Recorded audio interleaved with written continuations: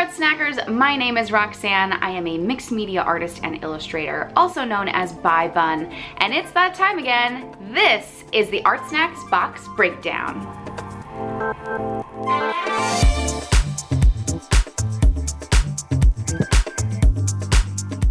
Welcome back to another box breakdown where we take a closer look at the supplies and techniques found in the latest ArtSnacks box. And whoa Nelly, this month's box was good. From the 2 different types of pens, to a brush, to a full bottle of ink, and even a summary sticker. If there was any time to try the ArtSnacks challenge, which is where you create a work of art using only the supplies in the box, hashtag ArtSnacks challenge.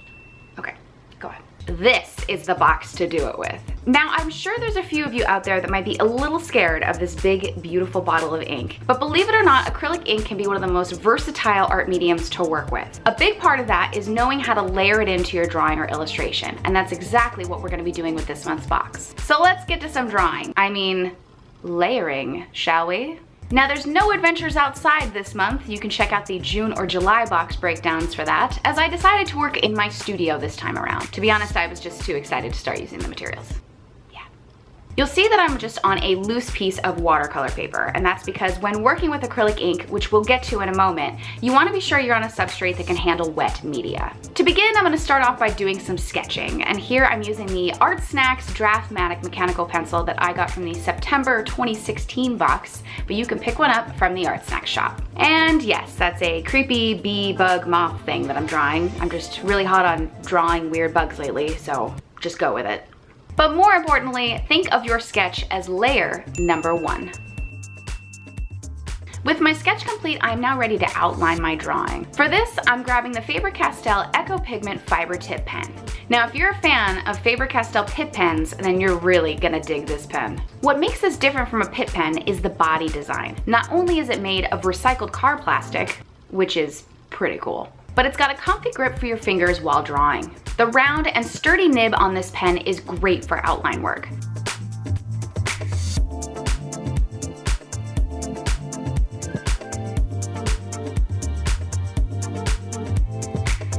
The ink also dries quick, so you can almost immediately erase your pencil lines once your drawing is outlined without any smudging, which is what I'm doing here using the Derwent 2-in-1 eraser sharpener combo found in last month's ArtSnacks box. Most important, this pen is waterproof, which is why I want to use it as an early layer in my drawing. Think of this as layer number 2.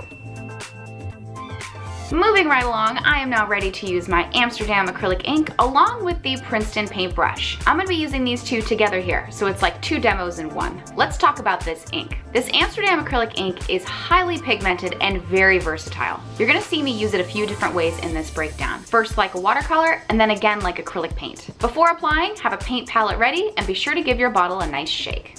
Now, before I start adding ink, let's also talk about this paintbrush. This Princeton Velvet Touch brush works great with just about any media due to its synthetic fibers. So watercolor, acrylic paint, and yes, you guessed it, ink. I also want to point out how ideal the size and shape of this brush is. You'll be able to achieve both wide brush strokes and apply details with a long rounded brush like this, which you'll see me starting to do right now. So let's go ahead and call this layer number 3, and what I'm going to do is apply an ink wash as my background. Using a wet on wet technique, I first want to get some water down onto my drawing. See why it's important why we use that waterproof pen first? Don't worry, I got you. Then I can pick up some ink from my palette and apply it into the wet areas on my paper. For a more color-saturated background, I can actually apply the ink directly from the bottle. You see the curvature on that dropper tip? This helps give you a bit more control when making bold moves like this. From here, I can use gravity or come in with a wet brush to move the ink around. Here's where the long brush really works in our favor. Simply put it at an angle to get those larger areas covered. And of course, just like a watercolor, I can add some splatters or even dab with a paper towel to lift up any color or add texture. With my ink wash application complete and my page nice and dry, I'm now going to be coming in and adding an ink much like I would acrylic paint, using the nice fine tip of that Princeton brush. We'll call this more opaque application of ink layer number 4.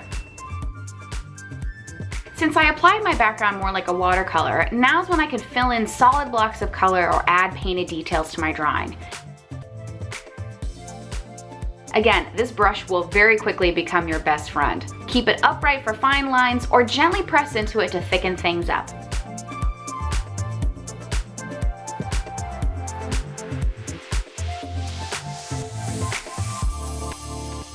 It's also great for creating bold outlines.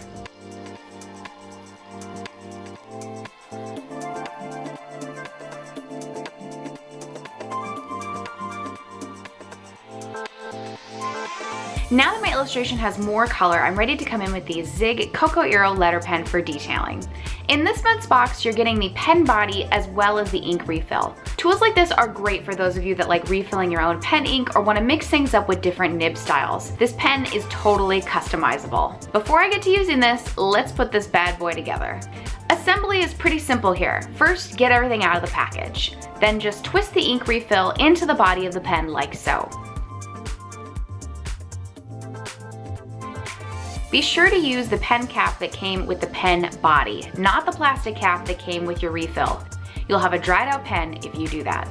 And I'm speaking from experience. Since we got an extra fine tip in the box this month, this nib style is perfect for tiny details, little lines, dots, and sketchy shading. This detailing we're calling layer number 5.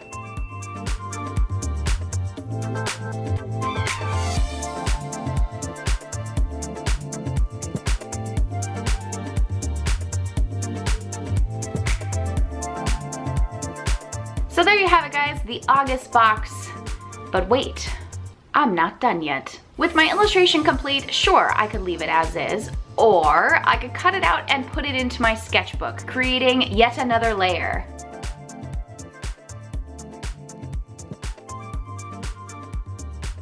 Didn't see that coming, did ya?